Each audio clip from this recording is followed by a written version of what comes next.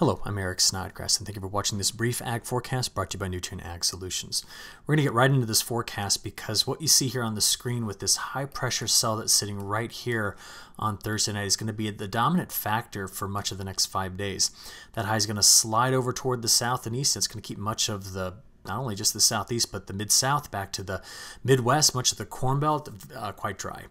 It's not going to be until we get well into next week before we get our next chances of precipitation in that particular area. Now, the Northwest is going to continue to have the strong onshore flow. In fact, we saw some very strong winds today from the Columbia Basin through parts of Oregon and into Nevada and Northern California.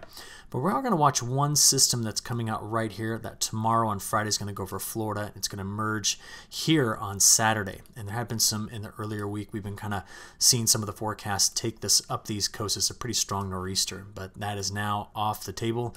Looks to be moving out pretty quickly out to open water. Now you can see also the strong southerly winds that are coming up through parts of the Midwest and the plains, and that's going to mark the beginning of some warmer conditions that are coming through there. But the disruptor, the main thing that I've been getting asked a lot of questions about is what's happening late next week. Well, let me show you where it currently sits right now. What we're talking about is this potential for a large winter storm, maybe next Wednesday, Thursday, Friday time frame. The seeds, the beginnings of that are sitting here and here and there and here. These are all little short waves that are eventually going to get pulled into this flow, which we've had flow like this now for over about 40 days with deeper troughs sitting in the Gulf of Alaska. And each one of them are going to work together to eventually make a short wave, a very vigorous one that'll get pulled around the base of this trough, and it'll eject over the mountains next week somewhere in the plains. And I'm purposely being vague because we don't yet know where this is going to be. Model, what we call deprog DT, has been very high, and I'll show you in a few moments that even the ensembles aren't quite clued in on it. But what we're watching is this, ready? So this is the upper level heights. We can see that as we play through Friday, getting into Saturday, there's a little shortwave that comes through here toward the Great Lakes, but the big event is still back here in the Gulf of Alaska. And we see that major warm-up happening in the midsection of the country with that ridge. But that's just going to prepare the atmosphere, bringing in the moisture, bringing in the warmer temperatures, helping to destabilize things for when the much deeper troughs begin to emerge next week. On Monday, little system cuts out of the Canadian Prairie and goes toward the Hudson Bay. And then as we get out here towards Tuesday, I'm going to watch this wave. It's not much, but that wave right there for possibly giving us some scattered showers throughout the Corn Belt. But it's as the high pressure cell moves over parts of the south that along its periphery midweek next week, we could start to get some early showers as well. But by Tuesday into Wednesday, here we go. This is what we're watching. Now, you're only looking at the 12Z European here, but it's ejecting a pretty deep wave. And following it, we see a big ridge building back here. And that's going to be important for our week 2 forecast. But this wave comes cutting through the United States and could potentially really be disruptive in terms of producing a big winter storm. I'll call it next Thursday. That'll be probably the central time frame for it. Now, to see it all taking shape, let's go to our multi-model analysis. So I've got the GFS on the left and the European on right. Unfortunately, the models after about 2 to 3 days really kind of lose the step they've had together for the last several model runs. And that is by Friday, we are watching the system go through parts of Florida. It's going to hit parts of Georgia, South Carolina as well. Pretty heavy rainfall. And then that system gets off the coast here by Saturday night. Okay, could still get some stronger winds and some heavy rain on the Carolina coast. Through this entire time period, the west just keeps taking in that westerly flow. So you can see it here, really well-defined rain shadow in that area as well. All right, playing it forward, we notice that outside of those two systems through Sunday, getting into Monday, we're not talking about much precipitation at all. In fact, it took you all the way out there to Tuesday morning. You notice that in the European, we do see that there is a system possibly right in here. Remember that little shortwave coming through? I got a little flow around the high. Could just bring in some scattered showers here. This would be Tuesday midday.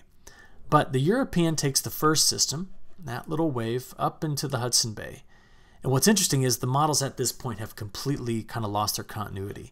See, the GFS starts to build a low over the Red River Valley of the North. It's got a front associated with it. The GFS, the European, these may be the same waves, I'm not sure, but this one certainly pulled ahead much further. This is Wednesday morning. Getting into Wednesday afternoon and evening, the GFS takes the system over the Great Lakes and leaves the front through the eastern Corn Belt. nowhere to be found in the European. The European is slower and deeper, and by next Thursday midday, getting into Thursday evening, it has developed a strong cyclone, a deep one here. Could be a multi-day severe weather event across the south. Heavy snows on the backside, rain out on the eastern side. That's classic extratropical cyclone or winter storm setup.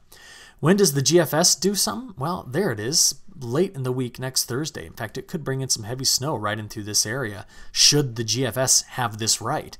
I'm going to tell you something. Neither model has it right. And how I can be so confident? Because the features coming together to make this system are so diffuse right now and spread out that to be accurate and skillful isn't possible with something like this. So they don't look the same all the way through next Saturday, but we need to compare the models anyway.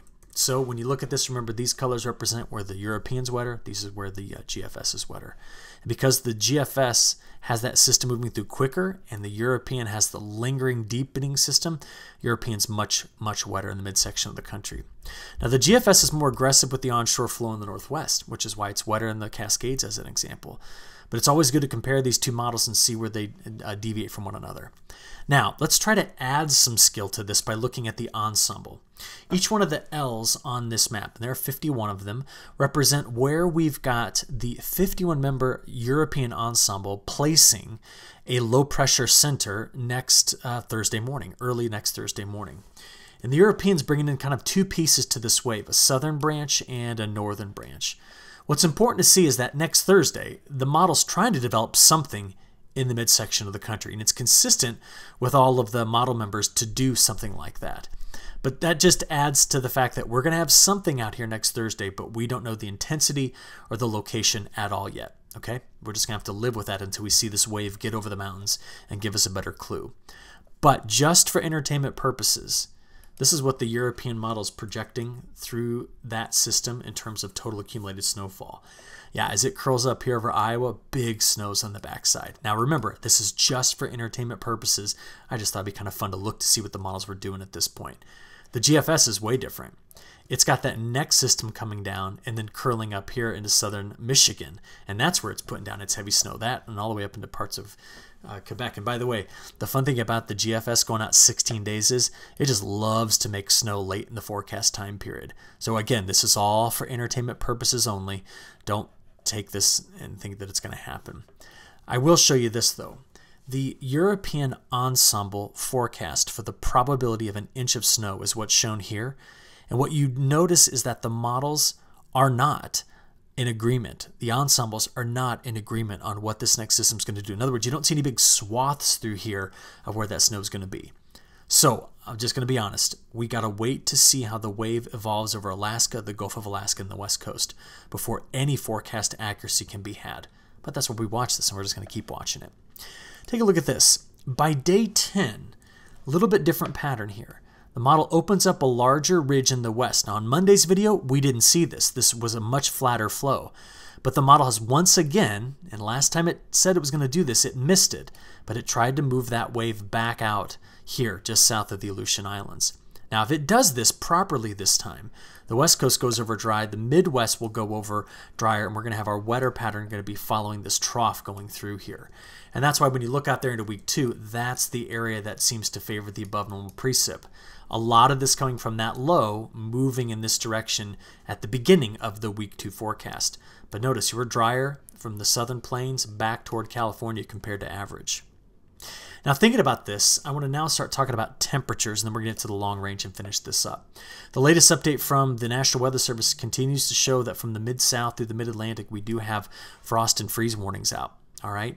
If we look at those low temperatures over the next few days here, I think that's going to be the greatest southward extent of them because instead, let's look at the high temperatures, I guess, here.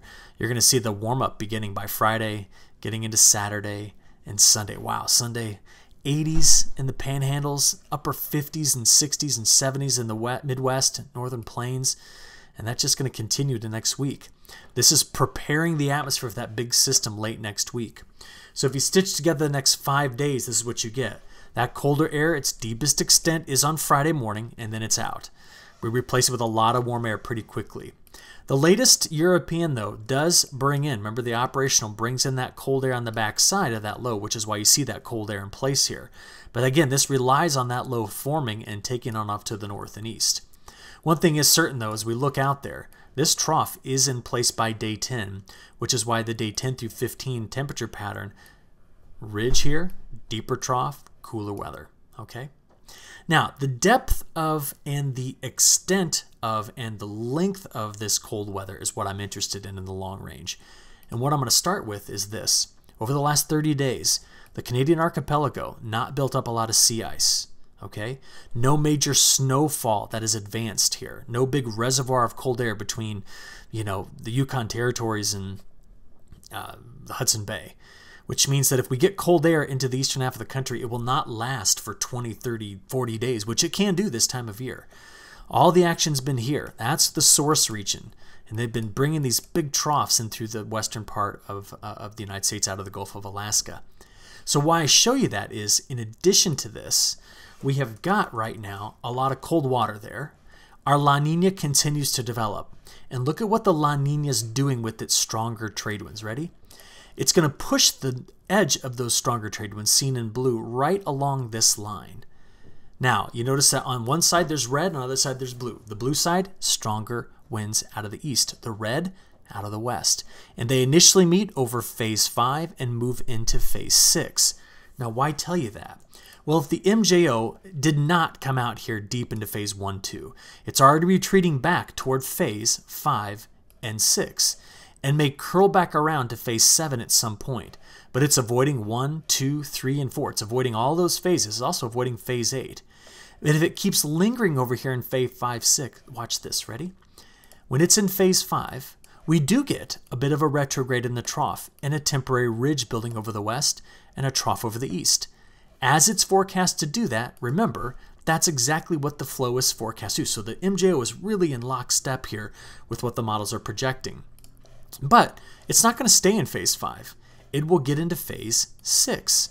And that allows the pattern to once again send those troughs back into the Gulf of Alaska, southwest flow across the midsection of the country, runs up over a ridge, and the pattern's going to go active.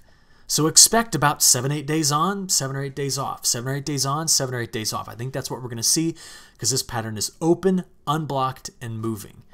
And let's finish with the European weeklies. This temperature first. This is the next 7 days. This is a 7-day sliding window. So what do we see? There's our warm-up into next week, and then the cool down that follows it, heading toward the end of the month. As we start December, a warm-up again, followed by a cool down. See that? See, the models are really doing this well. And the 30-day outlook for precipitation through December 20th, so this is November 20 through December 20. Again, the openness of the pattern produces systems that come to the plains, into the the mid and upper Mississippi River Valley, Ohio River Valley, and most certainly into the West Coast as well. We're drier across our cotton belt. And that's been a pretty consistent story from the model. So I'm going to stop there. Have a good weekend. I'll talk to you again on Monday. Thanks.